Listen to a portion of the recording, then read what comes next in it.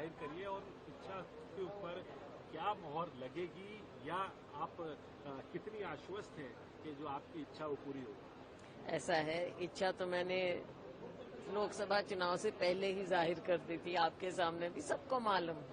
तो केवल वो रिपीट बात है, लेकिन उसके बाद लोकसभा चुनाव भी लड़े। हाईकमान का आदेश हुआ लोकसभा चुनाव लड़ो सिरसा से, तो वहां से लड़े। और लोगों का मैं तो आभार भी किन शब्दों में उनका प्रकट करूं, क्योंकि सिरसा के लोगों ने जो इतने बढ़िया रिकॉर्ड मेजॉरिटी से मुझे जिताया है।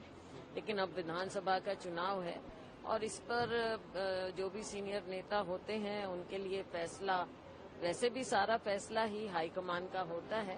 तो हमारे लिए जो भी आगे आदेश होगा, मैंने हमेशा कहा कि मेरी इच्छा है, लेकिन फाइनल फैसला हाईकमान का होगा।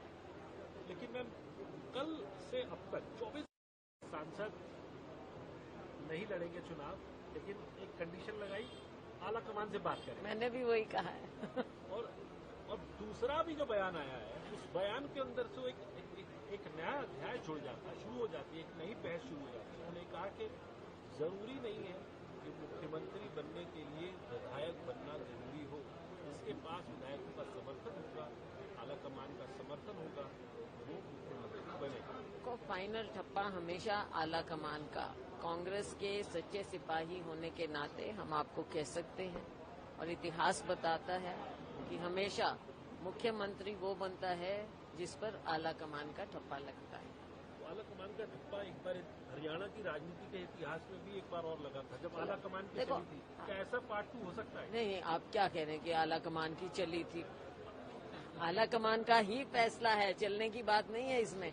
फैसला तो आला कमान का ही होता है। तो सिचुएशंस जो पहले रही, जो भी रही, मैं ये कह सकती हूँ कि मुख्यमंत्री पद का चयन बहुत से हो सकते हैं, दावेदार हो सकते हैं, लेकिन फाइनल फैसला, जैसा मैंने अपने लिए कहा, अपनी टिकट के लिए कहा, चुनाव लड़ने के लिए कहा, वही मैं आपके सामने फिर दोहराऊंगी कि मुख्यमंत्री का भी फैसला आला कमान का ही होगा फाइनल।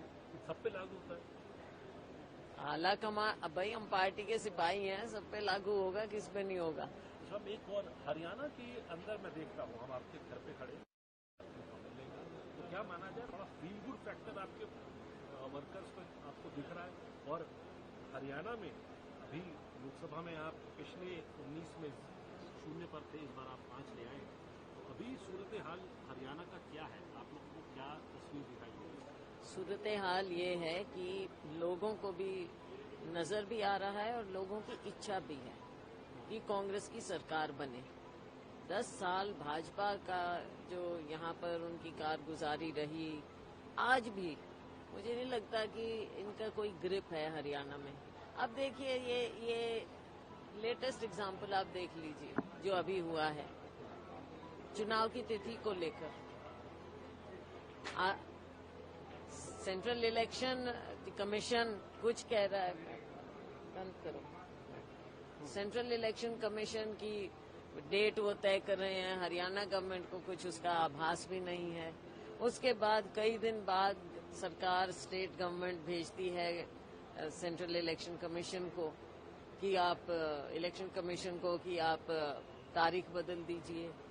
अब ये जिस तरह से दिख रहा है, आपको लगता नहीं है कि सरकार नाम की कोई चीज ही नहीं है, उनको कुछ मालूम ही नहीं है।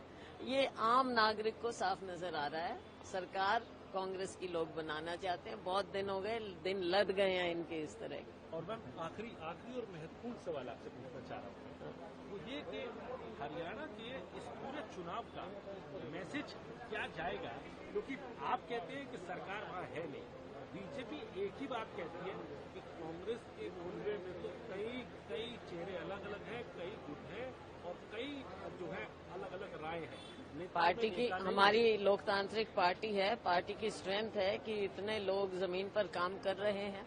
भाजपा के पास कुछ है ही नहीं, कुछ दिखाने को भी नहीं है भाजपा के पास। तो आधे लोग इनके रूस के घर बैठे हुए हैं, क्या चुनाव लड़ेंगे ये? शुक्रिया।